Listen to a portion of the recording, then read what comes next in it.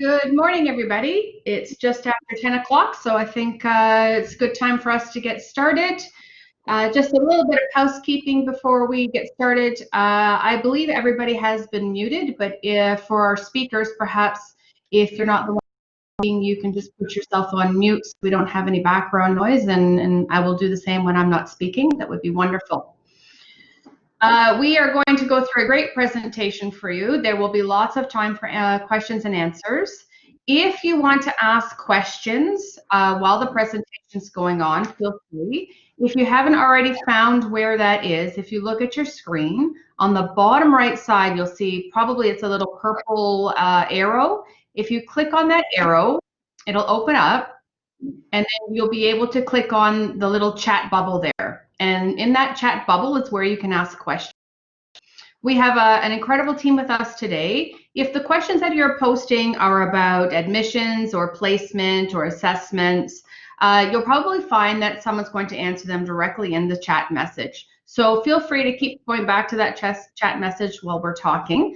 And if there are academic specific questions or questions related to what the term is going to look like, and we haven't answered those, we'll have a time at the end and we'll do a question and answer period, which will allow, we'll have someone moderate those questions and they'll ask them, and then the appropriate person will answer them. So my name is Christine Walker, and I'm the director of the Chef School and also responsible for industry-related research. Chef Innes is going to be controlling our slides for us today. So Chef, if you could go to the next slide, that would be great. Thank you.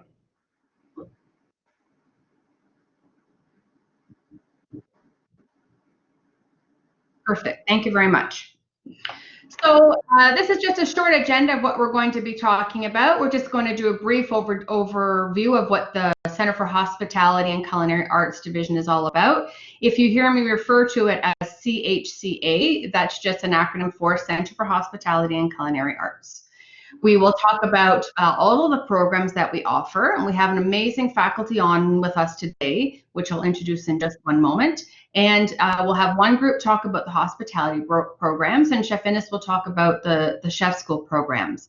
We'll just give an overview of some of the things that we've done in the past, and I'm sure a lot of you would like to know what fall 2020 is going to look like, so I'll be sure to cover that as well.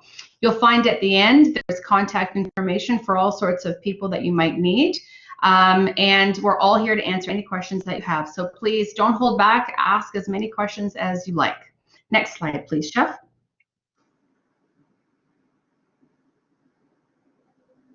So as I mentioned, my name is Christine Walker.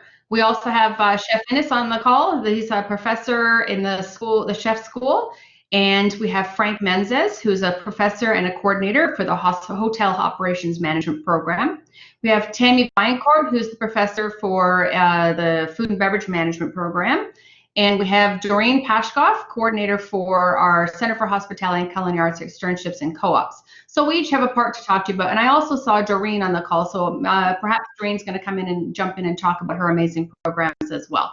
I want to keep this as loose as possible, so and interactive as we can. But as I've said before, if you have questions, please don't hesitate to put them in the chat box there. Next slide, please, Chef. So our facilities. Now, it's a shame we're not here today to see the facilities, but as we've seen in the chat box, we have people from all over the world signed in. So we're going to talk a little about what the facilities look like. But I want to start by talking about why you should choose George Brown College and the Center for Hospitality and Culinary Arts. We are the largest single culinary hospitality school in North America. And I know when you go to other schools and do other discovery days, we have heard from many people that they try and convince you not to go to George Brown because we're too big. But I want to say to you that that is why we're amazing. Because when you get down to the details, if you ask the questions, how many people are in the classes and how many people are in the lab, you're going to find we're all the same. So it's not that our class sizes are any bigger because we're bigger, but one of the advantages of our size is our connection. Because we're the largest culinary and hospitality school, we have hundreds and hundreds of connections throughout the world, down Ontario, Canada-wide, and internationally as well. So we have the connections to get you the job that you're looking for. And I think that's important to note. We also, because of our size, have numerous resources for you.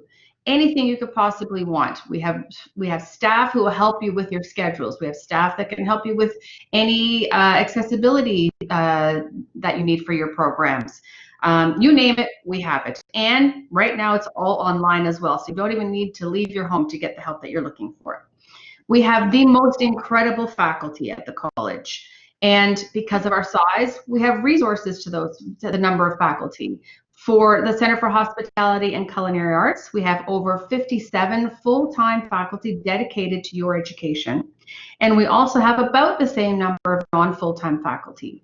Every single one of the people in front of you in your classes have industry experience. They know the industry, they know everything about it, and they are the ones that are going to prepare you for your futures. We also have, as we're going to, some of the most fantastic facilities. If you could go to the next slide, please, Chef. So I want to show you what we're going to be able to look forward to when we do get into. So we have been compared to other institutes like the Culinary Institute of America and Johnson and Wales University, but our costs are much less than both of those. So there is a huge plus right there. There's a reason that we have the top chefs and owners and operators, special events professionals that want to come and speak to our students because they know that George Brown College prepares them to enter the industry ready to go. So we have over 21,000 alumni, and that's lots of famous chefs and famous restaurateurs and operators. And we look forward to giving you the opportunity to meet some of those while you're here. Next slide, please, Chef. So we have demo theaters, one that seats about 100 110 people, but we also have smaller demo theaters, which are about 48, and these are all directed towards the culinary school for the most part. We have butchery labs, regular classes, baking labs, large quantity labs, and then hospitality, we have amazing mixology labs, simulation classrooms, and state-of-the-art wine labs as well. And so we have a few photos to show you. They do not do our school justice. You'd have to actually be in there. And I think we're actually working on a live video so that we'll be able to get it up online to show you all the facilities that we have. Next slide, please, Chef.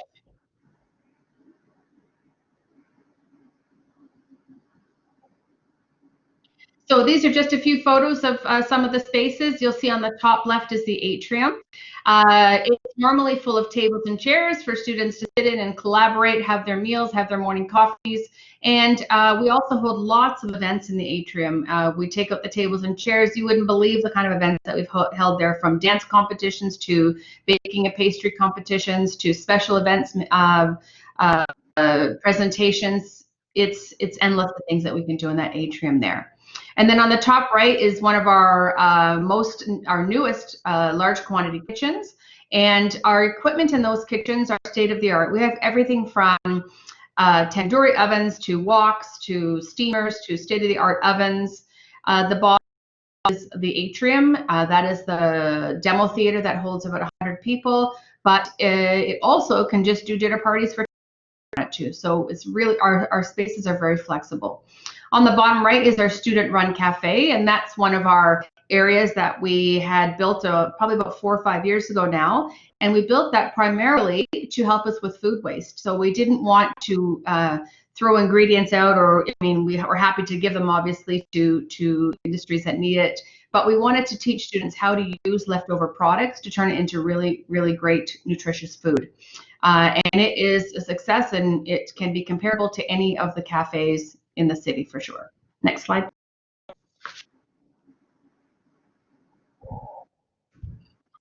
And I think the other area is our Food and Innovation Research Studio. And that is an area that is above our chef's house, which is at 215 King. We're all in a very small area around Adelaide and King Street. And the Food and Innovation Research Studio is specifically geared towards helping industry. And it helps industry with everything from stabilizing their product so that it can sit on the shelves longer, to developing new recipes, to helping them with any other issues that they have, marketing or labeling, you name it. That's a very busy department. And the best part is all of the projects that they work on have student involvement. So students who are interested in that can certainly do a placement there if they'd like to. And that is the same building that's in that picture on the left. Amazing wine labs up on the second floor, I think.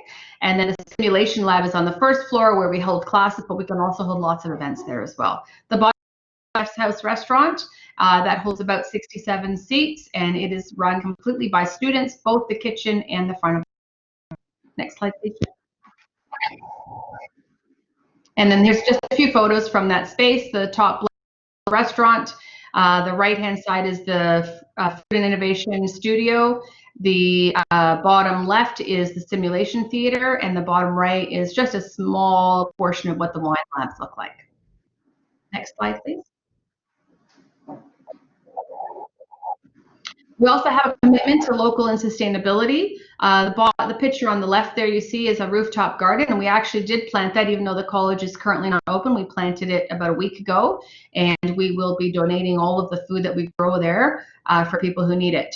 So we practice what we preach. In last year, all of the vegetables and produce that grew there was actually used in our chef's house. So students would go up there each day and they would weed the gardens and clean it and water it and pick the products for the actual restaurant service every day. We are an Oceanwise community partner, and that means that we practice what we preach again, and we only use sustainable fish and seafood in our labs. Next slide, please. And these are just some photos of some amazing guests that we've had, and we're looking forward to doing that again, hopefully really, really soon. Next slide, Chip.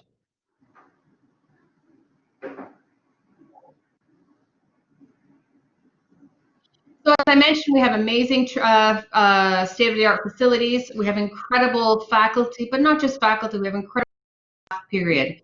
So anywhere you're looking for support, our team is here to help you.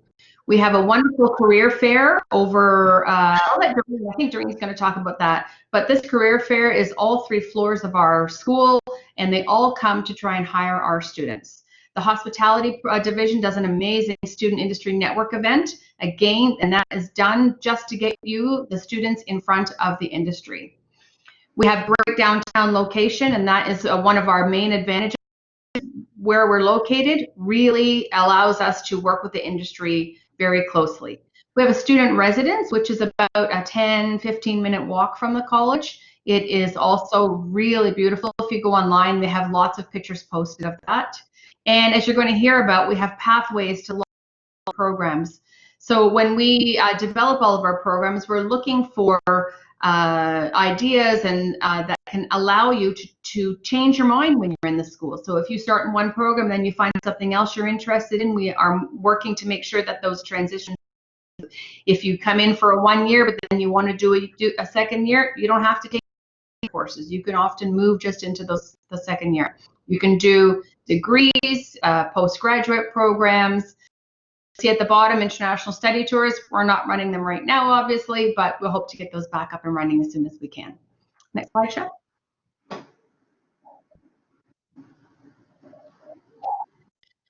So I think probably the biggest question we have online today is, what is it going to look like for the fall? And it's a great question. And what we're doing continually changes depending on what, obviously within the city, the public health, what kind of information we're receiving. But as of right now, you're going to find that the fall will be online for news. And so I just want to talk about that for a minute. Even though we're online, George Brown College is still open for learning. We've been in the community for over 50 years. We're not going anywhere. Our job is to support education, but also to support the industry. And the industry needs us now more than ever.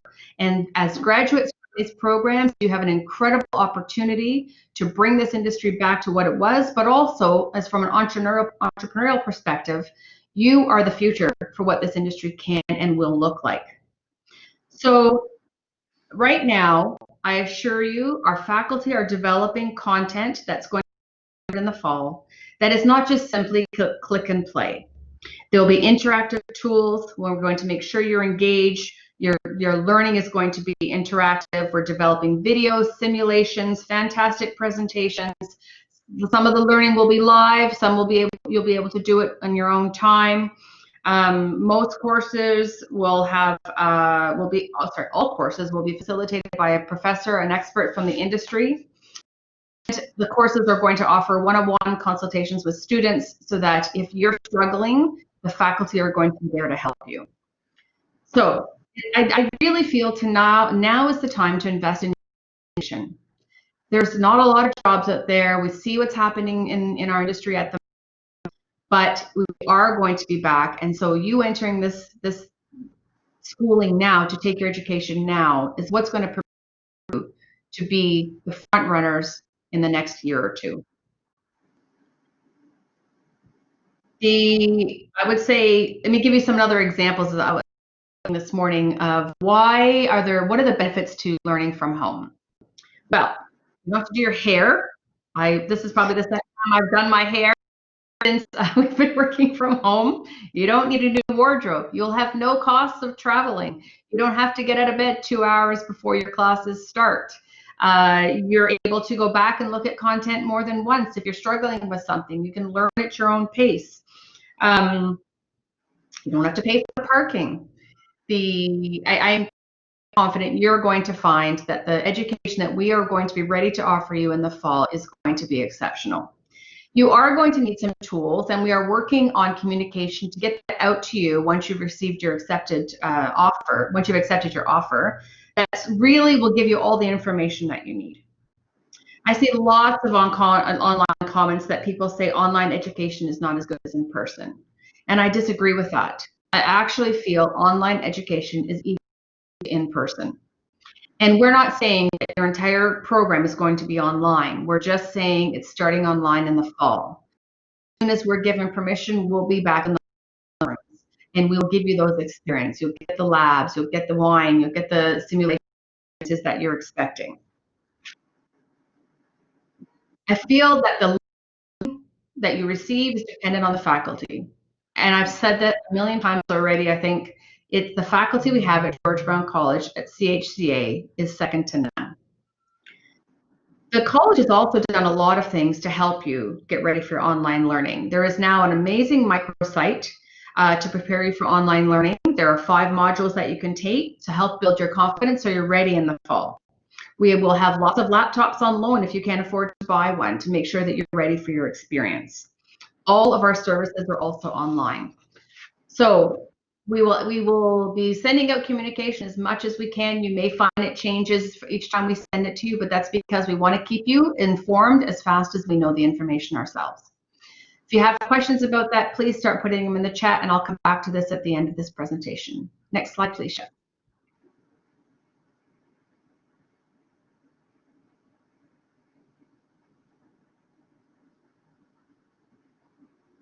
So I think this is my last slide, and then you're going to hear from the people that you came to hear from. What you need to think about when you're deciding on your program is, number one, how long do you want to be here? And from that, you can start to look at what we offer. Both of our divisions, the Center for the Chef School and the Hospitality School, offer 1-year certificates, 2-year diplomas, postgraduate certificates, and 4-year honors degrees. So we are giving you a lot of options to choose from. So you don't necessarily have to go right into the degree if you're not sure, or if your grades perhaps aren't strong enough from your high school or where you've been before. You don't have to worry about that because you can start in a diploma and move. So as you listen to the faculty speak about the programs, keep in mind that we are talking about providing you with as many opportunities as we can so that we are giving you the experience that you're looking for.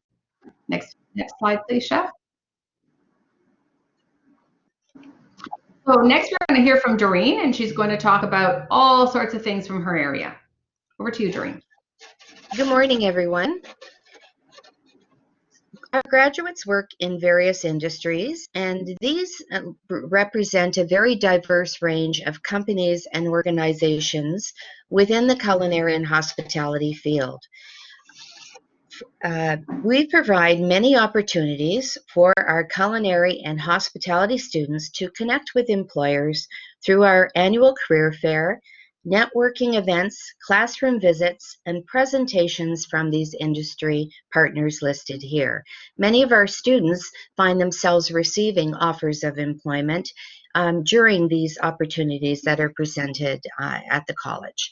Our graduates, again, work in restaurants, hotels, resorts, work as personal chefs in test kitchens, food magazines, bloggers, brand ambassadors, private clubs and golf courses, catering and banquet companies, product consulting and development, wine and spirits agencies, conference and event management, retirement residences, travel agencies, seasonal food service operations, and academia, and much more. Next slide, please. Good morning. My name is Tammy Vinecourt. I'm a professor in the School of Hospitality, Tourism Management. And just jumping off of what Ms. Walker said earlier, I want to walk you through the programs in the hospitality school. And as stated, you can do a one-year certificate, and then you can do a two-year diploma, a four-year degree, or a post-grad.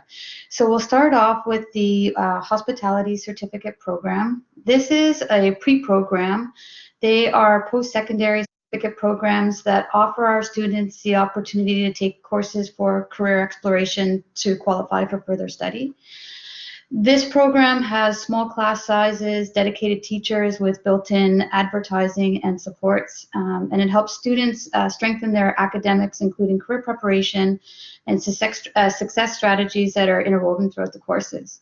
So our hospitality services is a unique program with the foundation of hospitality, food, beverage, and culinary arts. Some of the courses included in this one-year program are Introduction to Hospitality and Tourism, Culinary Foundations, a practical, and in your second semester, you will do a 7-week externship, which is a work placement. Successful completion of the hospitality certificate program prepares students academically to enter into the diploma programs. Next slide, please, Chef. So here you can see in the hospitality school, we have 4 different diploma programs. Diploma programs are 2 years in length. All of them offer a 14-week field placement, and we have a continual intake. So we take students in September, January, and May. I'm going to touch briefly on the food and beverage restaurant management program, and Frank, my colleague, will speak to the hotel and tourism, and Doris will speak to special event management.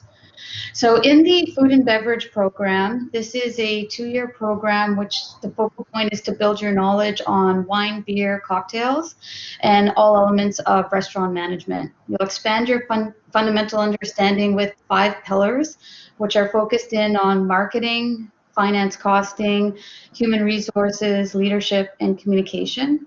I just want to point out there are a couple of really interesting, unique selling factors and differentiating factors about the food and beverage management program.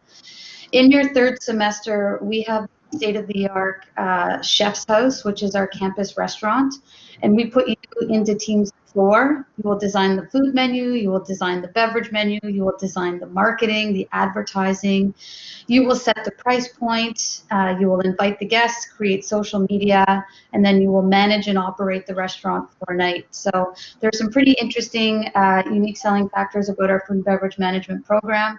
And your 4th semester, you will do a 14-week externship with our industry partners. Frank, you want to speak to the hotel operations management program? Absolutely. Good morning, everybody. Welcome. Thank you, Tammy. Welcome, everybody, to our Discovery Day. The hotel operations program is an incredible, up-to-date program. It's one of the largest in the country as well as North America. We have some great courses, much like Tammy mentioned about the pillars of the program. We are heavily based on the first 2 semesters, where we get you to kind of focus on the soft skills aspect of the industry, where you develop things like communication skills and some of the basic math.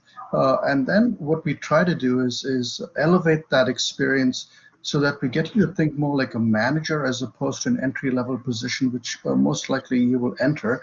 But we like to take pride in the fact that we prepare you for a much higher level.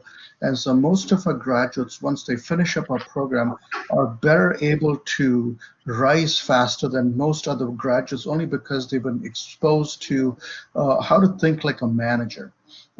Some of the courses that we have in our program are speaking with confidence and leadership, service excellence, much like others. But one of the things that we take pride in is also that we have an online computer simulation where we get you to, at the very end of your program, run a simulated hotel where you actually make decisions just like you would as a manager to run a hotel, and then determine what decisions were suitable and what decisions were not suitable for that particular purpose and time. The other thing that I'm really excited about is we are one of the only programs in North America to actually have a retirement community management program. And I realize that some of you might be looking at the news right now and thinking retirement homes and long-term care are getting quite a bad reputation because of the virus. I think of it as an opportunity at the moment, because with that kind of focus on these particular communities and establishments, there's going to be an increased impetus on trying to improve what's happening in these communities and how to better look after the people there. And so in this particular case, I think you'll have an amazing opportunity to be a part of this growth and change that's happening, so that the industry, retirement community industry, is better suited for everything else. And once again, to the hotels as well, yes, Ms. Walker also mentioned our industry is a bit down right now, but to be honest, the more we converse online, the more people are realizing that they like to meet face to face. And so people are, no matter what, going to travel at some point in time once this virus is under control, but people will travel. And we are at the forefront of a massive change where we will update our curriculum and make sure that you are better prepared and suited for this new change in what hotels will be like in the near future. They're not going anywhere. They just will change the way that we operate. We still will always be a people industry. Thank you. Doris, would you like to talk a little bit about event planning? Oh, sorry. Okay. Good morning. My name is Doris McKillen-Bradley. I'm one of two program coordinators for the Special Event Management Program. Welcome to our Discovery Day. I would like to share with you that we are one of the largest event management programs in North America. In addition to your George Brown College diploma, you will be earning industry certification that is quite valuable for your future. I would like to share some of the jobs that our grad students have achieved. One of our students is actually the director of sponsorship at Women's College Hospital. Another is an entrepreneur that owns one of the largest blogging organizations in Toronto for wines, beers, and spirits. Another student is the general manager for a rental company that is quite busy.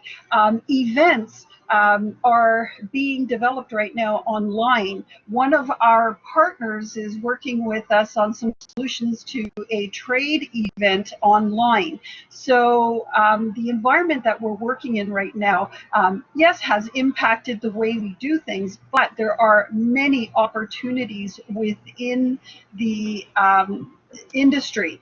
I'd like to share with you that one of my expertise is in the beverage industry. And so you're probably thinking, well, how am I going to taste beverages? Well, all of the programs have been written so that you assess products. You're not obliged to taste anything. And one of the projects that we're working on in one of our classes is to develop a label for a craft brewery. And we'll be part of product placement and positioning. So it's quite exciting that you're getting hands-on experience even when you're online.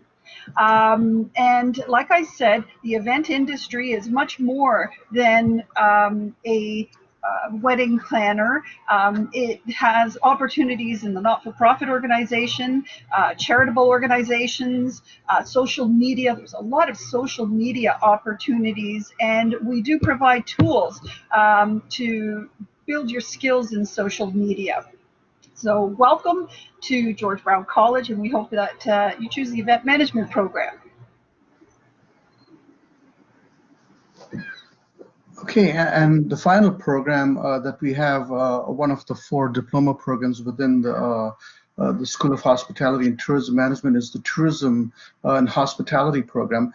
This one is an all-encompassing program where we cover all areas of the tourism industry, so just an introduction to different areas. But there's a specific focus on new developing forms of tourism, such as culinary tourism and eco and sustainable tourism programs and classes that are quite well developing really fast at this particular time. So those some of the many things. You get certified as a travel agent as part of the travel agency program. And culinary tourism is in fact, it's such an explosive industry right now that the school is actually considering developing a separate program with regards to culinary tourism.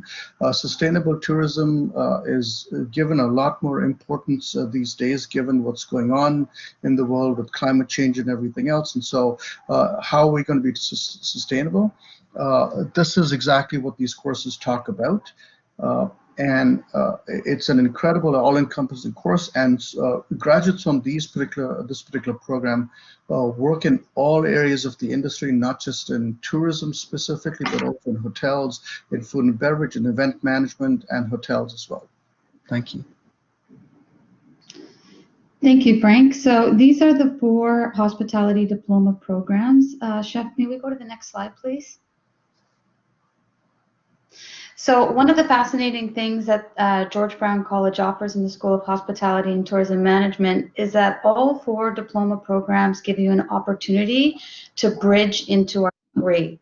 So you can come out of our programs with a degree and with a diploma. So at the end of your diploma, you can bridge in the summer semester from May to August. You need to have an average of 73% or a 3.0 GPA, and then you can commence in the fall to enter into our degree program.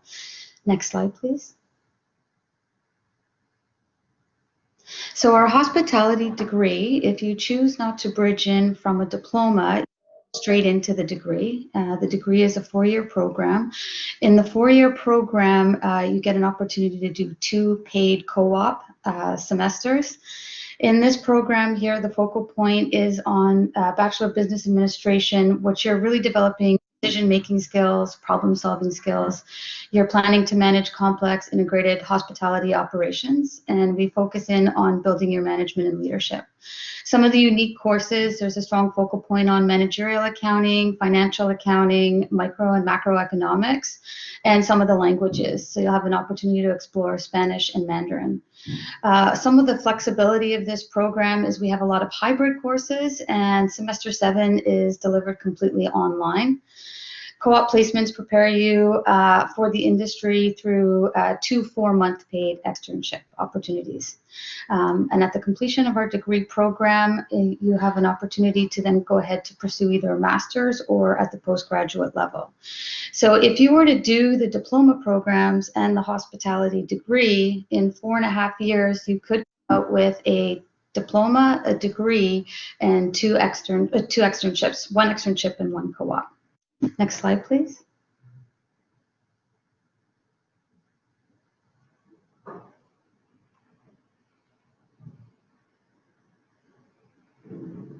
So, Doris, did you want to speak to the Advanced Wine and Beverage Business Management postgraduate program? Absolutely. The Advanced Wine and Beverage Business Management program is a 1-year postgraduate certificate. Within the program, our graduates are developing skills that are honed towards the beverage industry. So some of our graduates become brand ambassadors, portfolio managers, general managers for wine programs, assistant sommeliers in high-profile establishments. You are able to earn in addition to your diploma, WSET, so Wine and Spirit Education Trust Test certification, and the Prud'homme beer certification. So you end up graduating as a rounded individual in the industry. Excuse me, I said it was 1 year. It's a 1.5 year certificate. The hospitality services requires individuals that have fine-tuned skills in this industry, and you will be exposed to significant amounts of industry professionals that are looking for employees in this sector. It is a focused industry that has global tentacles, so global opportunities. In regular years, we have a tremendous field trip to Europe led by one of industry's top wine experts, Adrian Carvalho. And it is so meaningful because students are able to meet front of house and back of house industry that are in wineries, whiskey production houses, breweries, champagne houses.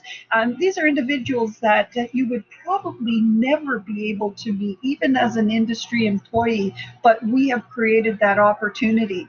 My recommendation is that if you're considering this program, you have experience in industry or you have a diploma from an industry-related program.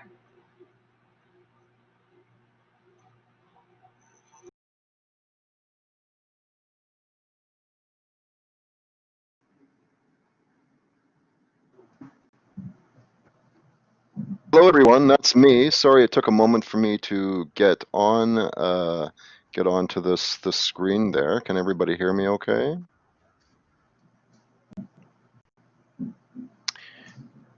So I'm going to talk a little bit about the chef school certificate programs.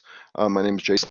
I'm a professor at the chef school, and I'm broadcasting today from a small farm in south of Ontario. I live on a small organic farm. My wife is a farmer, so this is really interesting to be able to come live to you from this area. So in the chef school, we have a number of 1 year programs, much like Chef Walker and discussed in the other programs. So our 1 year program is a culinary skills program. It's called H134. So what H134 does, it gives you the opportunity to be able to get into the industry. So it gives you the fundamental cooking skills that you will need to be able to start working in the industry. It's called a 1 year certificate, but it's really done in 2 semesters. So once you begin, you're able to complete it within 8 months. There is a 7-week field placement that will be put in. It's not in right now, but it will be put in the future.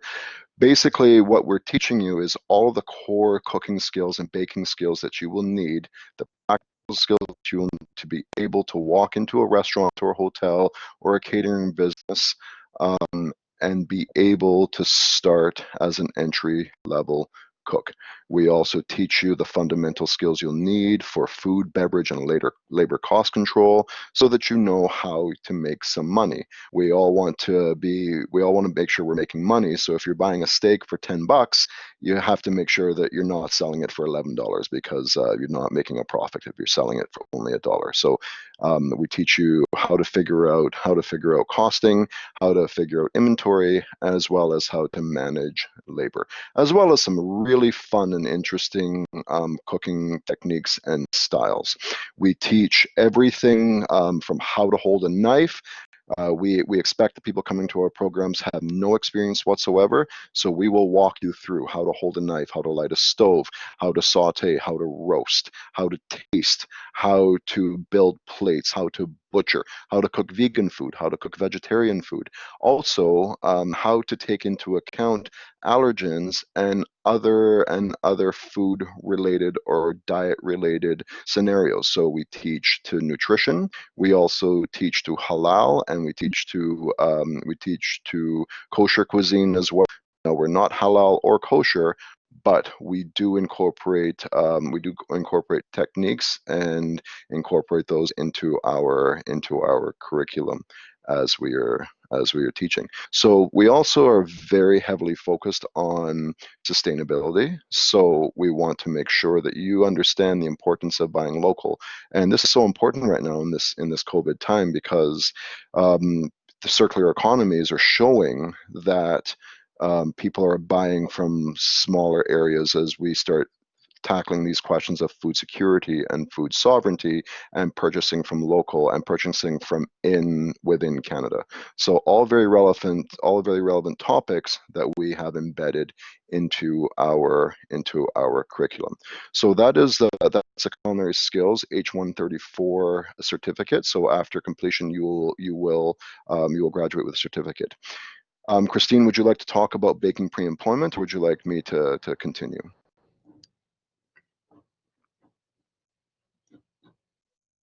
Sorry about that, Jason. No, I'll just quickly. A lot of what Chef Innes has talked about is exactly the same in the baking and pastry pre-employment program. This program generally only starts in January, though it doesn't start in September. But it is the equivalent to the first year of the 2-year diploma, which is H113 of the baking and pastry program. And the first year is really focused on basic skills. So there's a lot in the first 7 weeks just on bread. You make every style of bread, quick doughs, and then it moves into baking tarts and cakes and cookies. And so it's really focused on the fundamental skills in that first year. So Chef, you can continue after that. That's great, thanks. Thank you very much, Chef Walker. So very, very similar in terms of the setup and in terms of the semester setup. And now I'm going to slide us into, I know there's some questions coming in around the certificates. So I'm just going to wait till the end and answer a lot of those questions then. So in the next slide, we talk about our programs, our diploma programs. So for baking and pastry, there is a diploma program, and the difference between a diploma and a certificate is semesters and is around 8 months long. A diploma is 4 semesters and is done in 2 years. Now, the way that our programs are set up, you're able to start your studying, and then if you want to take the summer off, or you want to go and travel, or you found an interesting job, you can take a break for a semester and you can come back and continue with your learning. Almost all of our programs have multiple intakes, with a few exceptions. Culinary management, H100, I'm the coordinator for that program. So all of in the culinary and baking, the programs, much like in hospitality, the first semesters are first semester 1 and semester 2 are common with the certificate and the diploma. So if you started in baking pre-employment or in culinary skills, you can get your certificate. You can go into the industry, you can come back and continue with a diploma at later. We've designed it that way. With culinary management, the difference with culinary management is in your second year, we teach you more management techniques. So we spend time teaching you leadership. We spend time teaching you business entrepreneurship, marketing, as well as human resources, as well as some higher level culinary courses and culinary skills courses as well. Very similar to what they do in baking and pastry arts management, where they also teach leadership, cost control, entrepreneurship, and higher level classes, because at George Brown, we want you to be successful. We want you to get the job. And in management, we are giving you tools and techniques to be successful in the future, whether you're going to become a restaurant owner or an executive chef, a sous chef, if you want to open your own business, or if you want to run multiple locations. These are the skills that we are giving you to be prepared in the industry. So Culinary Management Integrated H116 looks very, very similar to Culinary Management H100.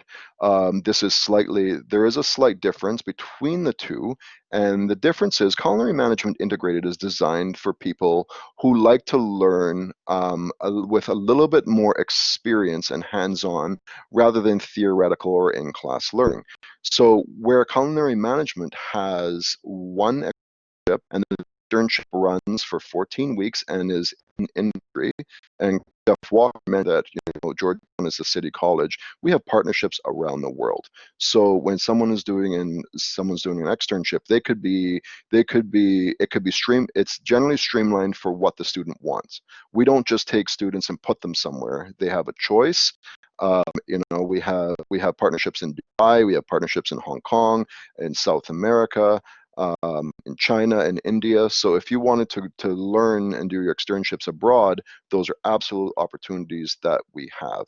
Also, we have multiple partners in Canada, in Ontario, and in Toronto. So if you as a student think that your dream is one day you want to open a restaurant and it wants to be a bistro, well, then you could do your externship at a bistro. If you think, no, that's not it, I want to be a fine dining chef and I want to learn, well, we have partnerships with places in Italy who have 3-star Michelin, so we can get you into where you want to go. So those are our externship opportunities. Now, Culinary Management Integrated, the H116, they actually have 2 externships as opposed to 1, which they have in H100. So an externship is done at George Brown at the chef's house as well as the cafe, and then the second externship is done outside of the college. So the fundamental differences there between the two. Christine, would you like to talk for a moment on Culinary Management Nutrition, H119? Sure, thanks, Chef. I'm going to leave my video off because I understand that my voice was lagging a bit before, so I'm hopeful that will help out. So Culinary Management Nutrition is a 2-year diploma, and it is actually the same diploma as your H116 and H100, which are all considered culinary management diplomas. The difference in 119 is the focus on nutrition. So basically the first semester is the same as culinary management and the 1-year certificate. But once you get into the second semester, you'll learn a lot more about food from a nutrition perspective, whether it's cooking for specific diets or research and development, the science of food. So still culinary, still has lots of practical components, but the overarching outcomes of this program are focused on nutrition. Thanks, Chef. You're very welcome. So, Chef, I'm just going to slide to the next slide here, and I believe you're taking it from there as well. Perfect. Thank you. So just as Tammy mentioned earlier, bridging from the diploma to degree is also an option at the chef school. I did see when I was looking in the chats a little bit earlier that people were asking, can they go from H100, which is the culinary management diploma, into the degree? And absolutely. So you will do your first 2 years of management, and then you'll do some courses over the summer and go straight into the 3rd year of the degree. And in the 3rd year, you'll have a lot of focus on business programs. You have your accounting, your financial management, those kind of courses as well. But there's also product testing, development, nutrition, as well as research projects, wine and beverage course. So you'll have the same overall. Sorry, Chef, can you just go to the next slide? So the degree, the bridging is option for you.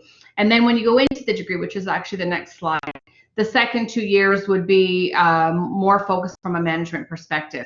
So the great opportunity to go into the degree, you don't have to start in the degree, you can start in the 1-year or the 2-year program and then move straight into it and in the same 4 years receive both a diploma and a degree.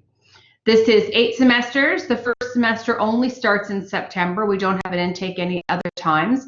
The bridge always runs in May at this point. Okay, next slide, Chef. Chef Walker, there is one question. How will the field education portion be modified for the food and nutrition management post-grad program? The one that's scheduled to start in September? Yes, So, that's what it says. Right. So if we go to the next slide, because that is the post-grad programs, and I'll talk about those there. Okay, thank you. So we have 3 postgraduate programs at the chef school, and each of them you must have some sort of post-secondary credential before you can go into them. For the most part, they do require that they have to be culinary. Some of them you can do culinary for 1 year, but you must have industry experience before you can go into these programs, or you can do the 2-year programs and then go straight into them. So the first one I'll just talk about is the food and nutrition management program. That's scheduled to start in the fall. The question around the industry placements, those placements don't actually run in the fall term. They both run in the winter term. So as of right now, those placements are still planning on running. This program is incredibly important, especially with COVID right now, because this gets graduates ready for industries such as long-term care, retirement, and hospitals. And so we are going to need graduates from this program more than ever. We are, like as I said, the placements are still planning on happening in January, but if for some reason we are not able to get into class January or these externships can't happen, we will look at alternatives.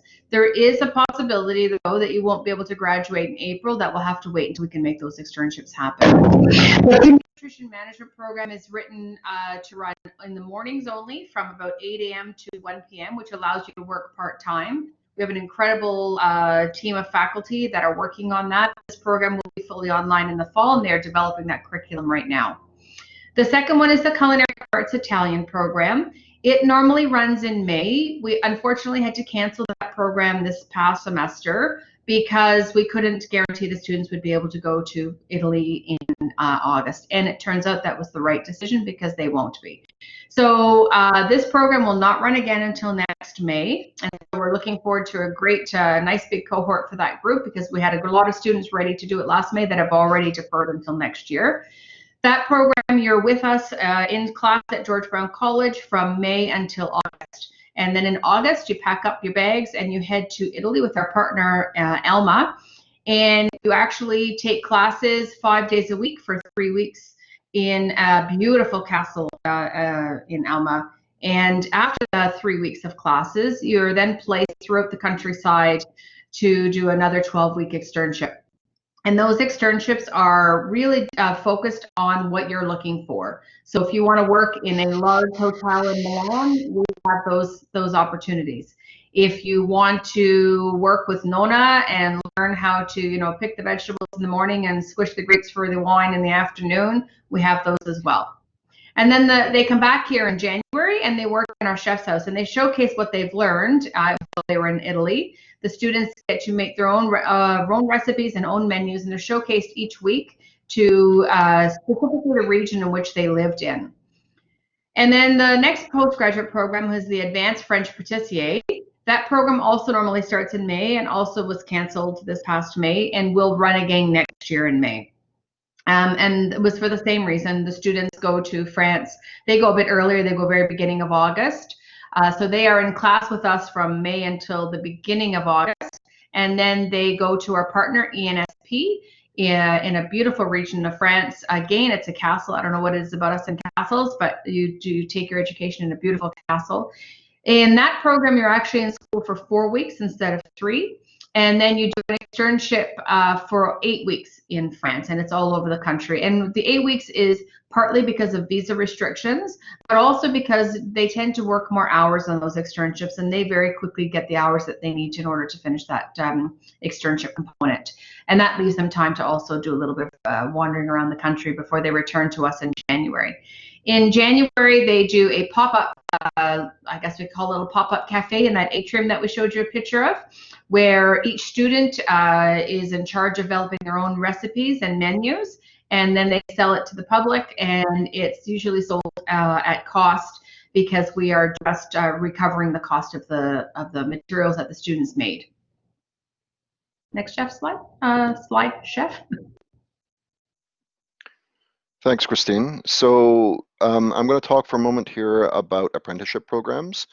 So in the apprenticeship programs, compared to the in-class programs, you're able to actually learn while working. Now, the difference between the apprenticeship and actually applying to George Brown and taking culinary management or culinary skills or baking and pastry is that it is employer driven. So that means that you have to already have a job and be sponsored by an employer, a restaurant owner, a chef, or a hotel, and they will assist you in registering through the apprenticeship program. Once you're assisted through that program, they actually get money from the government for taking you on as an apprentice. So for those of you who are really interested in going through the apprenticeship way, it's definitely an option, but it really requires that you are already working in the industry and that you have to sort of ask your employer to start the process for you. It's a great program, and we absolutely support it here at the college, and we teach the in-class learning that students will need, supplemented by their working with Red Seal chefs. So that is a baking that is available for baker and patisserie apprentices, as well as for cook apprentices. So the designation would both be equal to the certificate that the students receive if they did not go through the apprenticeship program. Christine, there are some questions about the culinary school program. Would you like me to read them out to you now? I think we'll just wait till we finish the presentation, chef, and then we'll go through the questions. Perfect. So then I believe the next slide is for you. Chef, did you want to talk about the certificates? You had said you were Sure.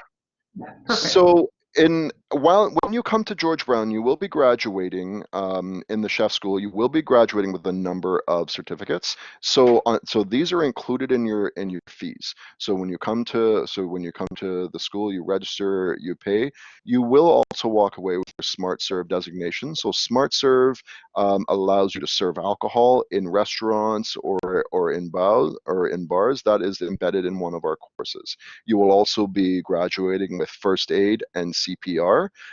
If you have with first aid and CPR, so you will get that certificate as well. And the requirement for the chef school is that you actually have your sanitation and your food handler certificate. Once you have your food handler certificate, you will be allowed to progress into your second semester. You have to complete these certificates. They are embedded in courses. So you've paid for the courses, you have paid for these certificates. The fourth one is also WHMIS, which allows you, which shows you the proper working with hazardous materials and understanding information sheets around working with hazardous materials. And I say hazardous materials, I mean chemicals and cleaners and soaps and sanitizers and things like that. So we make sure that when you walk into the industry, not only do you have a certificate or a diploma, but you also have Smart Serve, first aid, sanitation, as well as WHMIS. Now, I'm just going to preemptively answer a question because I know a lot of people have these questions. What if you already have Smart Serve or first aid or sanitation or WHMIS? As long we will accept them, but as long as they don't expire before the day you graduate, then we can transfer them in and apply them to your transcript. So if you already have them, we will accept them as long as they don't expire before you graduate.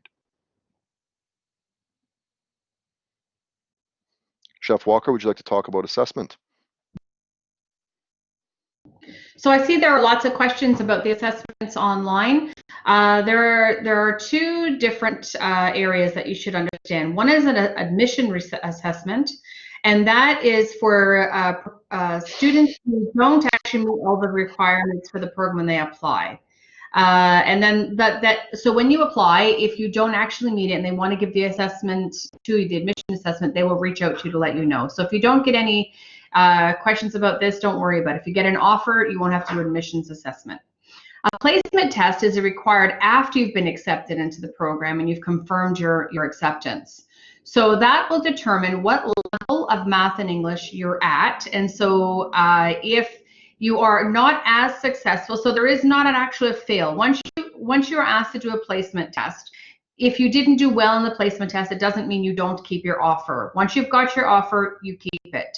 But if you don't score high enough in your placement test, you'll need to take a foundation level of the math or English before you can take the college level.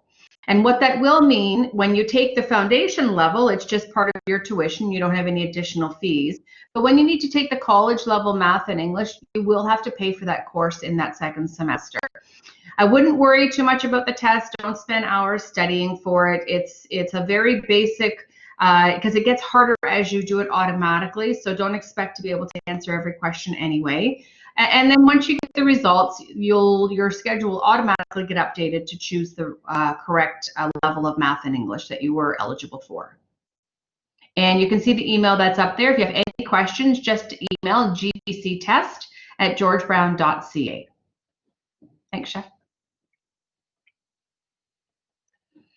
So I'm sure there's all sorts of us that would like to talk about study tours. I know that they were mentioned. I heard Doris talk a lot about one of the amazing ones, the Europe one that's offered in the hospitality school. We have been very focused on making sure we provide our students with lots of opportunities from an international perspective and Canadian as well, not just internationally.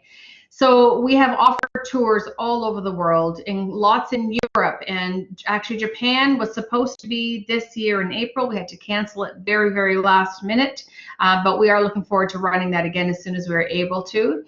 We've taken students to Peru a few times now. We had Costa Rica last year. That was a really great partnership between the hospitality and the chef school.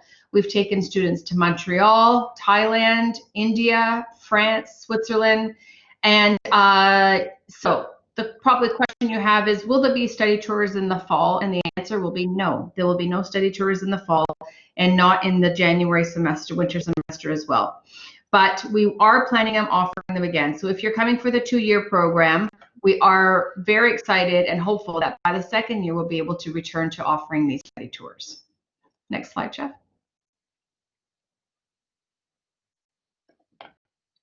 Okay, over to you, Doreen.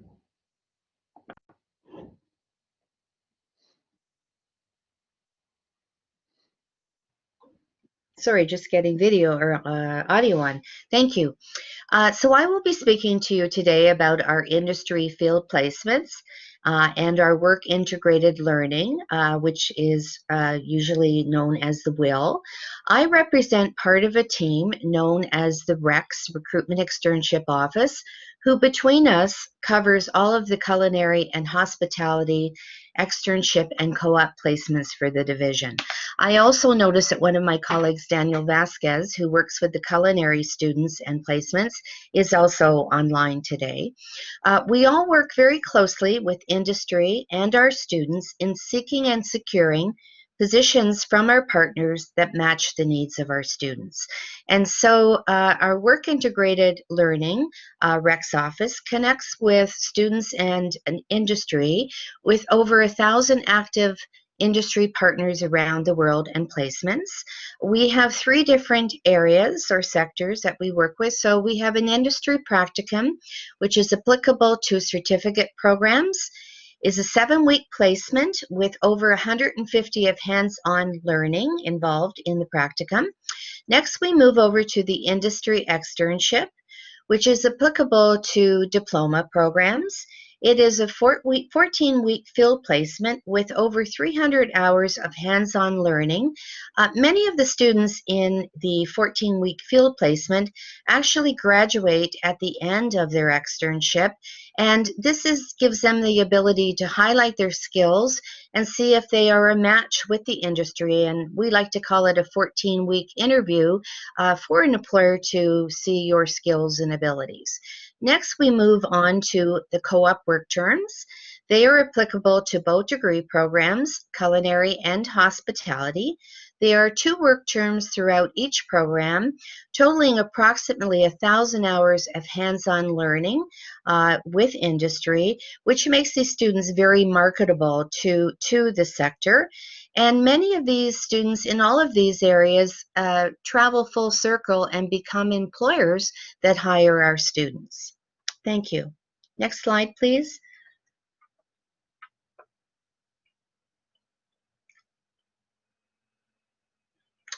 So, services at George Brown College. As a student of George Brown College, you have access to several services and resources while in the programs, including accessible learning services, student counseling, career center, online as well, Peer Connect, and TLC, which stands for Tutoring and Learning Center, and many more.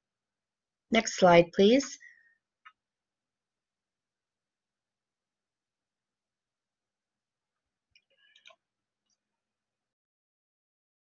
So Christine, I think you're going to talk to the students, prospective students, about the George, the student residence.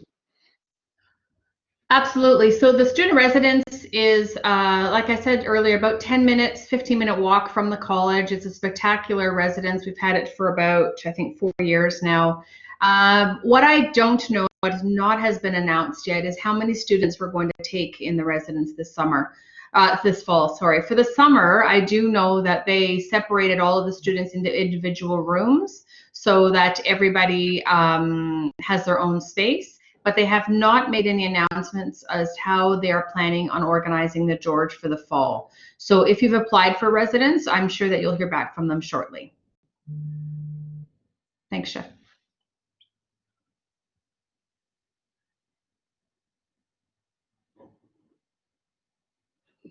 So this slide here, if you want to ask any other questions, on the left side, you'll see the George Brown Chef School. The email address there is chefschool@georgebrown.ca, and the person managing that email will just forward if they can't answer the question themselves, they will just forward it to the appropriate person to get back to you. We are all very good on email, and we tend to get back to you very, very quickly.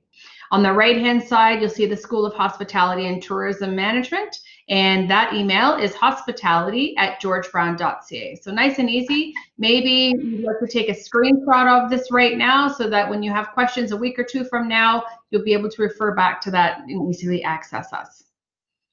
I think that's the last slide. Is there another one, Chef? I believe that's it, Christine. That's so it, thank you. Yeah, we're going to take this time now to, I think we'll just go back to the slide, Chef, to give people a chance to take a screenshot if they want to of it so that they'll have the information. So if you don't mind just going back one. So we'll take questions now. If either Chef Innes or one of the amazing hospitality faculty are able to answer the question, I'll just allow them to do that. If they would like me to answer the question, just let me know and I'll jump in whenever you need me to. Thank you, Christine. So for the first question, it is, are labs going to be done online or in class? And what we answered earlier is for the fall, we are going to be fully online. So we've developed all of our labs to be very interactive, to be done online. And as Chef Walker mentioned earlier, we're not just going to be showing you what to do and then walking away. These are going to be curated classes, so they're going to be designed so that we will be taking you through demos and videos, showing you what to do and walking you through what you need to do in your kitchens at home. Once you've completed the task, we're going to ask you to take photos and videos of the product and then upload them onto our learning management system. Don't worry, we know that this will be new for a lot of you, and we will walk you through it. We will take you through it step by step. Did you have something to add there, Chef Walker? No, I think that's it for now, Chef. If the direction changes at any point this summer, we will be sure to communicate it to you. But that is the direction that we are being given at the moment, that we will be fully online for first semester in the fall. Next question is, I've accepted my program already, but I don't know what next step is about my program on culinary management. Once you've received your acceptance, once you've received your acceptance, then you need to accept it and pay your deposit. Once you've paid your deposit, you'll be then prompted to register for your courses, which I believe opens on July 5th. And if you have any further information or need further information about that, you can email the chef school and they will forward my information to you as well. And you can reach out to me anytime and I get back to emails very, very, very quickly. I The learned next question is, if I learned yesterday that they're also creating websites for each individual program. So I wrote a letter that's going to go to all first semester students. So they will be posting that letter with the link as they communicate to people who have accepted their offers. So you will start to receive more information. And those links that you'll end up getting will tell you more about what you need to do to get ready for the fall term. fantastic, and we'll be letting you know what requirements you need, what tools you need, what cooking requirements you will need, things like that. So we want, like I said before, we want you to be successful, and we want to set you up for success. The next question is, can we take online classes from Canada if we already have a student visa and are allowed to travel to Canada? So I got some clarification on this one earlier in the week. So if you are outside of Canada and you want to study in Canada, you are welcome to. If you've received a student visa and you don't want to travel to Canada to study, as long as you've received your student visa, you are allowed to stay in your home country and study from home, and it will not affect your visa. The next question is, will there be a discount in tuition if we need to purchase ingredient materials if we're learning from home? Will we still be able to access the school store for equipment and our sets? So will there be a discount in tuition if we need to purchase ingredient materials if we're learning from home? So there won't be a discount in tuition. However, there will be a discount in material fees. So you still have to pay for tuition, but your material fees will be refunded if you need to purchase those ingredients yourself. So sorry, Chef, I just want to make sure it's clear though. The percentage of your material fees that will be refunded will be dependent on a few factors that we're still looking at. For the spring, we're piloting sending students some non-perishable goods. So if we decide to continue that in the fall, then we will deduct that cost of that material of those non-perishable items first, and then refund you the rest of the material fees. So the reason we're charging the material fees up front is because we don't 100% know what the fall is going to look like yet, but know that the college cannot keep any material fee that we don't use specifically for you. So I'm going to turn this over to Tammy right now. Tammy, do you have any questions on your end from the hospitality students? And we can maybe jump back and forth from hospitality to culinary. Or sorry, Frank. Hi, Frank, or Tammy, whoever's there.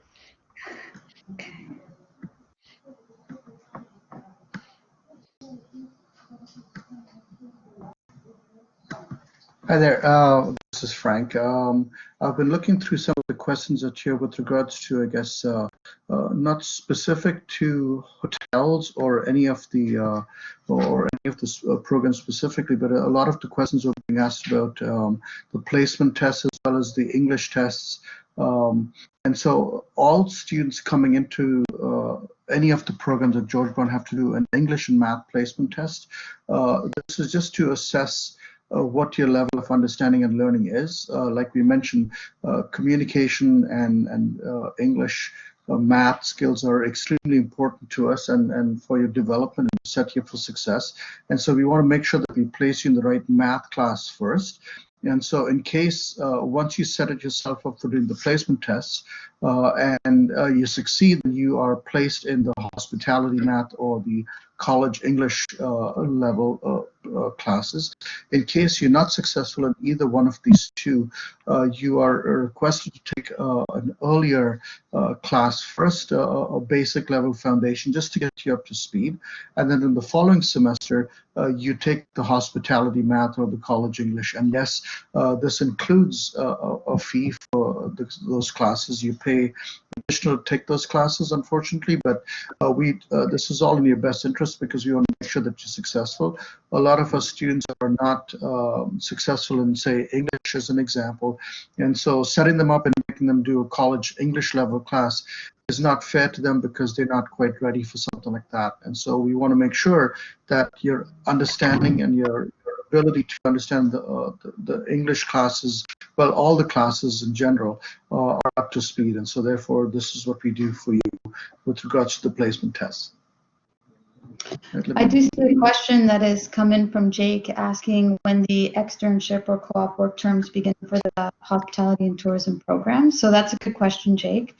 Depending on when your intake is, we offer work co-ops and externships every semester. So it could be September, January, or May. Depending on when you start at the college, it is traditionally in your fourth semester. Some students may choose to take it a semester earlier in their third semester, but traditionally in the fourth semester. Good question. From the chef school, the next question is, will we be able to access the school store for equipment and our sets? So the school store is being offered online right now. So if you want to purchase product from the chef school bookstore, you can do that online. Tammy, over to you. Okay, I don't see, and I'm just seeing if there's another hospitality question since Jake. Tammy, I'll just jump in real quick because one of the questions that was asked was about the internships and kind of adding to what you said. Yeah, most of the internships that we have are for the fourth semester, and so but we give you the option of doing it over the summer after your second semester is completed.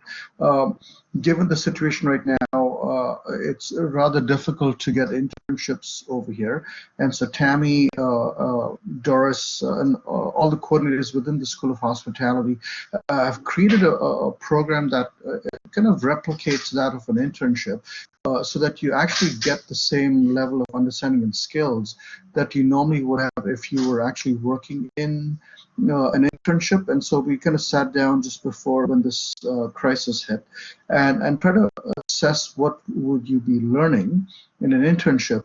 And one of the things that our students were really looking forward to is networking. And so if that's the case, well, for the time being, and and I'm sure it doesn't, hopefully will not affect you, because hopefully by that time, when you're ready to do your internships, we will be back online. But what we're doing is, if you can't go up to the hotels or the food and beverage establishments or to event planning to meet those people, we're actually bringing them to you. And so through an online process, you actually get to meet, connect with, and ask various questions of our industry professionals and alumni as to what they're doing currently, how they got to where they are, and what they do in the course of daily life at work.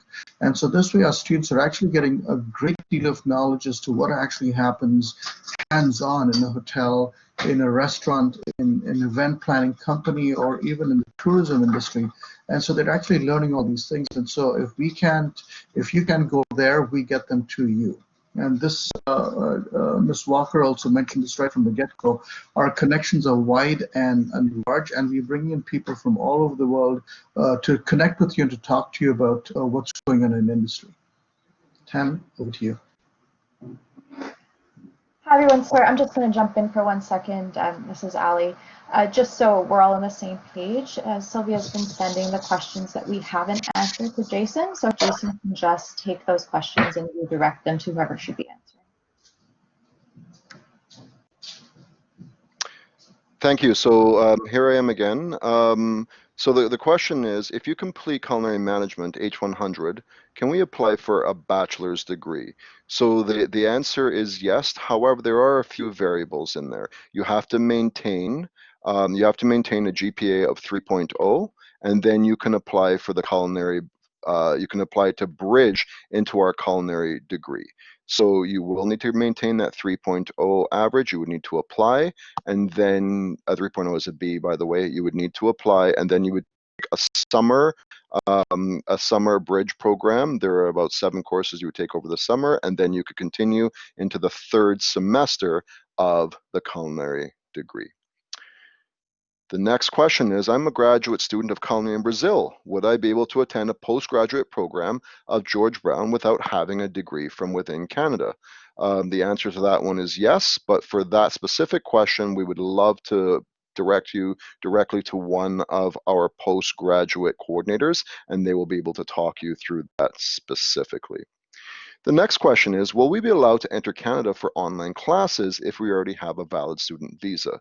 And the answer to that one is yes. However, there is a hold on that. So if you're coming from a country which has been deemed where there has been a travel restriction based on that country, then you might not be allowed to travel. However, I believe all people coming into Canada with valid student visas are required to self-quarantine for 2 weeks once upon arriving in Canada. So the answer is yes, you'll be able to. You will need to quarantine, and it depends on whether there's been a restriction placed on your country or not.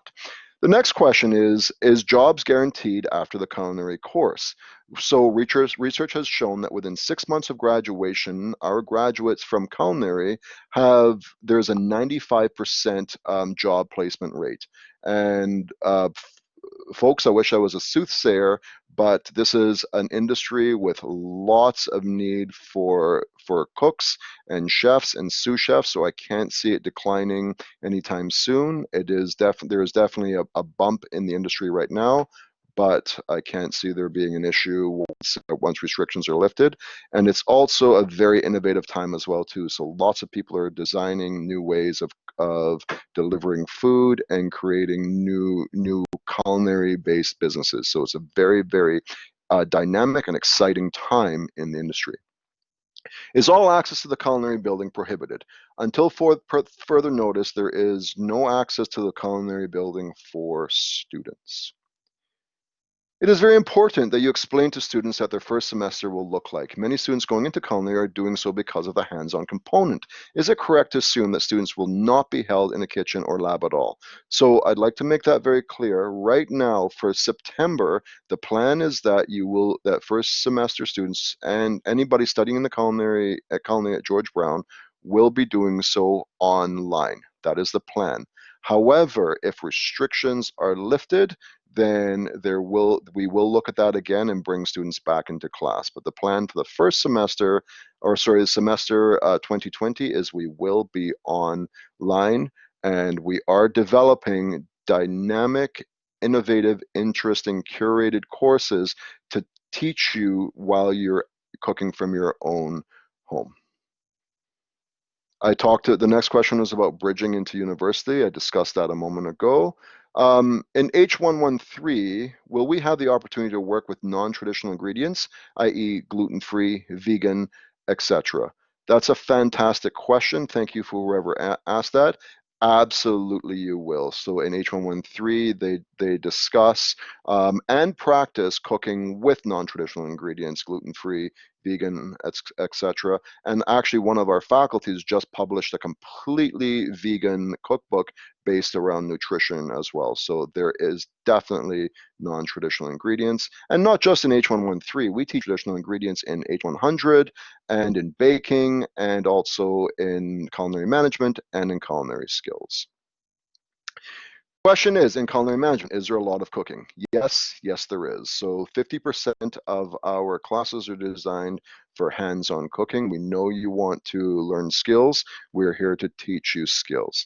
This is, as many people on this call have mentioned, right now is a great time to be learning and to be investing in your future and in learning, because there's not a lot of activity happening in industry right now. So good to learn about it so that when restrictions are lifted, you're ready to go. And once they are restricted, we'll have you back in the classroom ready to be cooking. Christine, there's a question here for you. Can H113 grads apply to H315? Unfortunately, at this point, they're not able to, but yeah, no. We've been trying to work on that, but unfortunately, they don't take enough of the culinary curriculum in order to be eligible to go into the degree at the moment. But we are working on another degree, which students would be more eligible to, which they would be eligible to go into. And Christine, can I keep you on the line for a moment there? Early in the presentation, the people presenting said they had partners in China.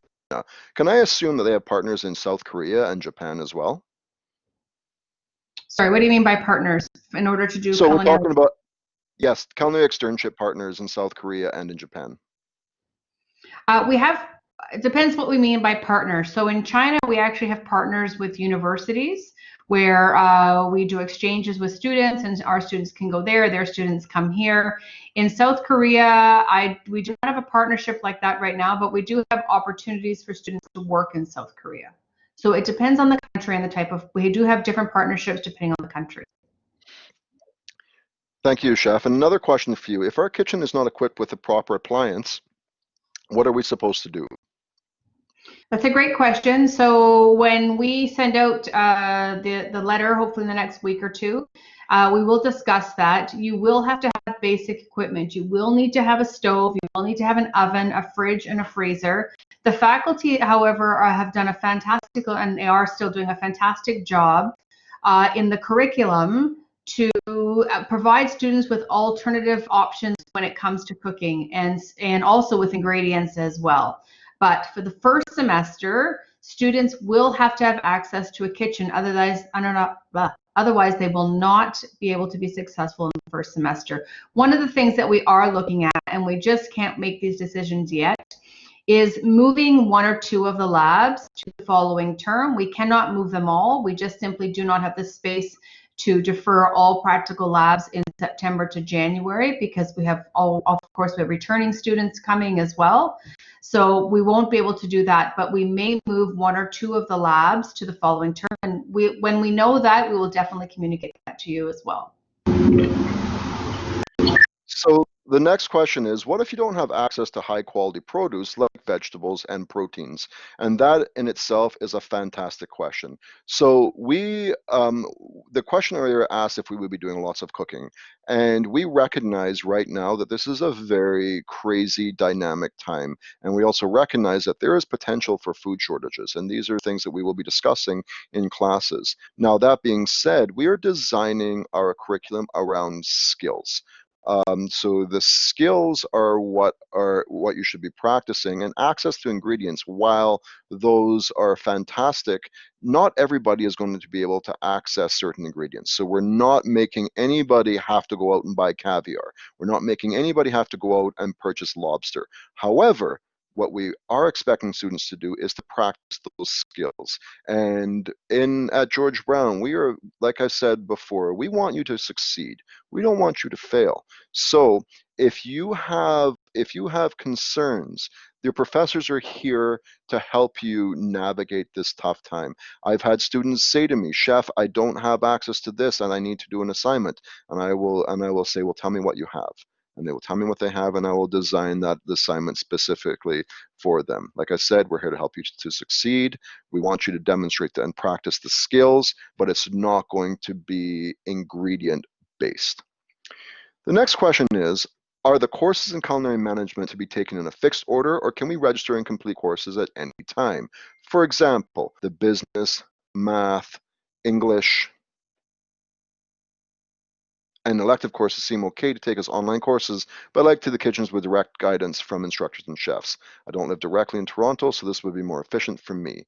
If that's not possible for these programs, I can complete classes without being in the program before joining the program in a later semester and have those classes count.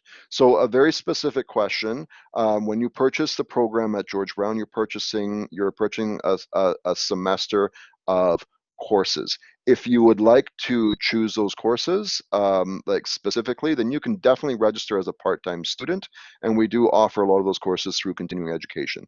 So again, that it does cost more to do it in the way that your suggestion, by kind of cherry picking which classes you want to take. It is an option. It definitely costs more money. I would like to know that most home kitchens compared to labs or George Brown are way more simpler. So how are we going to make more complicated recipes at home with other tools to do it? And how are the gradings going to be making the foods based only on the looks and the pictures that we send because you cannot taste it? Another fantastic question. So we're not expecting you to have ice cream makers or large appliances. When you join the chef school, you are expected to purchase tools, and in the course information, I believe it's listed as $500 to purchase your tools. Can everybody hear me well? Am I speaking loudly enough? So we're not expecting you to have very expensive or crazy unaffordable tools. So again, once we are designing the curriculum so that you can cook with what you have at home. So for instance, we might show you how to roll pasta using a pasta machine. Not everybody has a pasta machine, but you can do it with a rolling pin. Not everybody has a rolling pin, but you can do it with a wine bottle. So we are going to talk about tips and tricks and how to get around certain things. If we're going to residence, how are we going to make the food when we don't have the equipment? That is a very specific question, and Chef Walker did answer to that one. The expectation for September is when you come into the class that you do have access to some kit. You have to have access to a stove, a fridge, and cleaning equipment, and an oven. So that's a specific question. Maybe reach out to us directly on that one. Another question is, are we holding off labs until second semester? No, we will be doing labs in first semester. However, there are a couple of labs which we will be switching with some theory classes. Are the internships considered an experience for our future job applications? So I'm going to answer to that one. I can hear somebody's coming in, but are the internships considered experience? Yes, absolutely. When you do an externship, that is considered experience, and I would definitely recommend that you put that on your resume. Jason, could I just jump in over here just to mention? Go ahead, Frank. This is Frank, everybody. As far as the internships are concerned, they are temporary classes until we're allowed to actually, and hotels and other establishments start hiring people for internships, for actual internships. It'll take a little bit of time, and we didn't want to keep students waiting to graduate just because of an internship requirement, and so hence we created this class now. Once again, as mentioned right from the start, because of our large size of our school, we have a great deal of connections with industry. And while the coordinators got together and created these classes to replicate an internship, none of this was done without consulting with our industry partners to ask them what would they like to see in an internship that is online, and what would they consider an equivalent in terms of an internship, in terms of the knowledge and the experience that they might get. And this is the very reason why all our industry partners, whether they're working or not right now, are actually participating in our internship process. We have, I can tell you from my particular program, the hotel program and food and beverage, and pretty much every program, there is 40 weeks or 12 weeks of classes right now, and every week we have an industry partner coming in to talk to the students. We have webinars with industry partners right across all the different programs that students are exposed to. And so once again, they're actually learning from industry partners what's going on in the world today and what the future may hold. Plus, these are skills that industry partners recommended that we introduce to our students right from the get-go. So not only will this be part of our program for our current internships, but also will be something that we're going to do in the future as well, just because we think it's such a great set of skills that students are developing as we go along. That's all I just wanted to mention. Thanks so much, Frank. The next question is, since we have online courses this fall, will the live sessions factor in time differences? So that's a fantastic question. Your schedules will reflect classes that will be hosted in live real time. If you're not able to join the classes because you're at a completely different time difference, then you will need to reach out to your professor and we will record the classes for you. Now, one truth that we've all realized and understood in this crazy time is the importance of communication. So it is so important that you communicate with your professors and let them know where you're coming from, what constraints you have, if you have choppy Wi-Fi. But these are factors that are necessary for online learning. So strong Wi-Fi connection is definitely very helpful. But please contact your professors and let them know where you're coming from if you have struggles and that you would like to have the classes recorded, and they will absolutely record them for you. Will admission quantities be increased for 2021 for programs that were canceled this year? If so, how will this affect the learning environment? That's a fantastic question as well, too, and I can answer it, but Chef Walker, please feel free to jump in. As Chef Walker mentioned earlier, our classes are designed for 24 students for labs, 48 students for the majority of our culinary theory classes, and then there's only two other theory classes that are done in an auditorium of 96 students. So the classes will not be increased because we as professors have to interact with the students as well. And there is so much more interaction that's happening this way than there is in the classroom that is just not feasible for us to authentically interact with students if the classes are increased. But that's a great question. Chef Walker, did I answer that correctly, or would you like to jump in there on that one? No, that's a great question. We won't be able to recover any lost enrollment, so the class sizes, as Chef mentioned, will stay exactly the same. The next question is, what is the difference between culinary management and culinary management nutrition? So you both, in both of those in both programs, you graduate with culinary management diploma. However, the culinary management nutrition is focused more on nutrition. So the lab classes are completely different. The nutrition classes are completely different. The program is different in that the focus is more on nutrition rather on culinary management, even though there are still leadership classes and other important classes that the two are shared, but one is way more focused on nutrition than culinary, and there's still lots of cooking labs and classes in nutrition management. Another great question, what if you can't cook with certain foods because you don't eat it? Will alternatives be acceptable? And the answer to that one is absolutely. So if you have an allergen, you're not expected to cook with it. If you are a Muslim or if you're Jewish, you are not expected to cook with food that is not considered kosher or halal. We do talk to those and we do have them in recipes. However, you will not be expected to cook with them. And thank you so much. That's a fantastic question. When the semester rolls around, are we going to have live discussions? And if someone needs to help, is there going to be a way to actively communicate with your professor? Absolutely. So classes will be running in a scenario very similar to what we're doing right now, except you will have access to actually physically turn on your video, talk to the professor, ask questions in class. The classes will be designed in interactive ways so that it's not just us sitting up here talking, but you as a student are actively participating. We want you to be involved, and we know that the best way for you to learn is to actively practice and participate. So it's going to be very, very different from what you're seeing right now. This is just more of a presentation, a Q&A style. Very, very different. Tammy, did you want to jump in there and add in as to what's happening through hospitality? In reference to classes, Jason? Yes, how live discussions.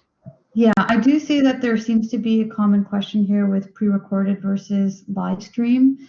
And to answer that question more specifically, Isabella, it really depends on the faculty. Some faculty will be recording their classes in advance prior to the semester starting. Some faculty will send you a link, and on the day and time of your class, the class will be live. I also noticed in the question stream that one of the questions was, what about time zone differences? And one of the benefits right now of the online delivery model is that all classes are recorded. So if for whatever reason you're not able to attend a live class, you can watch that recording, or if you're not here physically in Canada and you're studying from home, then you're able to watch it and the time zone differences don't impact you. I also did notice that Rose was talking about taking courses out of sequence, and Ali answered that perfectly, that you take your courses in a block and we give you the set courses that you should take and in what order. However, Rose, if you wanted to take courses out of sequence, you can absolutely do so. You may want to take only a few courses, you may want to take specific courses and defer some others. That's an option. The only thing you have to be mindful of is if a course is a prerequisite. So if a course has a prerequisite, then you have to follow that natural progression. Thanks, Tammy. And on that note, it's really, really important as well, too, to contact your specific coordinator about that. So once you've received your enrollment letter and you want to ask a coordinator a specific question, really important that you discuss it with them first, because you might accidentally design a curriculum for yourself that won't work for you in the following semester. Now, Rosamund, that's an interesting question. You've asked what platforms faculty will be using. Will it be Zoom? And you're going to notice through your experience at George Brown College that faculty will be engaging in multiple platforms. You may have a faculty using YouTube, which our leadership faculty does. You may have faculty using Teams. You may have faculty using the platform we're on today, which is Collaborate. You may have faculty on Zoom. So you will likely see 4, 5, 6 multiple different platforms in terms of course delivery. And each one is designed specifically for the functionality. So for instance, and also it's important to note, students, that these different platforms you will not have to pay for. So the platform we're in right now is called Blackboard Collaborate, and this is done through your learning management system. Microsoft Teams has way more functionality in terms of students being able to share photos or share videos or share or interact with live presentations. So each one has a strength and each one has a weakness, and each faculty will curate you through it and guide you through it. So please don't let that be a deterrent for you, because they're all fantastic, and each one of them has their goods and their bads. Can international students travel to Canada for September intake? I answered that one before, and the answer to it is, as long as there is no travel restrictions and you have your visa, and you will need to quarantine once you get here for 2 weeks. The last question, or sorry, one other question there is about poor internet access. My internet often cuts out entirely. Will labs be recorded or will they be streamed live? And the answer is connect with your professor. Most of them will be streamed live. Some will be pre-recorded, but if they're streamed live, we do have the capability to capture them for you. But my suggestion would be try and get a little bit better internet access if possible, because it will really be helpful for your learning. For nutrition postgrad, Christine, beginning this fall, will classes be moved around? Will labs be pushed into the second semester? If you're talking about the postgraduate nutrition program, H402, they don't actually have any labs in the first semester. They have a lab in second semester. So none of the courses are moving around in that program in the first semester. Another question is, do we have a date for a new student orientation for fall intake already? We don't think we have one set yet, but we will be sending you out links to live interactive orientations with specific coordinators. So it will be very different from what you're seeing right now. So anybody in H100 would be in a room with me, and we'll take you through the process as we need to. If our program was supposed to be between 8 to 1 Monday to Friday, will online classes and lectures be offered during these times? I'm trying to schedule work around school times and have applied to the postgrad nutrition program because of the class schedule. So that is very program specific, and if that's the postgrads are usually designed in such a way because we have taken into account that people are working when they're doing postgrads. So if that's what it's advertised online, then that's what it will be. Yeah, but I can confirm H402 will be running in the same format as if it was in class. So class times will be between 8 and 1. That's great, and I think that is all of the questions that have been posted to me. Is there any other common themes that other people have seen that they would like to address? No, I just saw one question from Enrique, and Enrique's question was, will notifications for classes, how will students find out? We use a platform called Blackboard, and Blackboard is a platform that houses all of your courses. You'll click on a specific course link, and there is how you communicate with your faculty. So your faculty will let you know links to click on for your live classes. Your faculty will give you pre-recorded classes. So all those notifications come through Blackboard. There was one question I did see. I don't know, Jason, if it's been answered. If it has, I apologize. Can we defer our intake to September? And if so, will admissions increase the enrollment numbers for deferred students? We did answer that one already. Thank you, Tammy. And the answer is no. The classes will not be increased. Okay. All right, so it seems like that is all the questions. So if anyone else has, I'm just going to put the last screen up on where you can contact your professors, or sorry, where you can contact the chef school. If anybody has any other specific questions around for a chef school or hospitality, please email those email addresses, and they will direct your specific questions to any of us, and we will answer your questions as soon as possible. So thank you so much for coming in. Chef Walker, did you want to close off with anything before we say goodbye? Thanks, Jason. I want to thank everybody for taking the time to join us this afternoon, this morning now, almost this afternoon now. Like I said before, if you weren't able to get your question answered, please make sure you just email one of the 2 emails that are on the screen right now, and someone will get back to you very shortly with any of your answers. I look forward to hopefully seeing you in the fall. Thanks for coming, guys. Bye. Thanks so much, everyone. Have a fantastic day. Thank you. Thank you, everybody. Goodbye, everyone. Thank you. Thank you, everyone.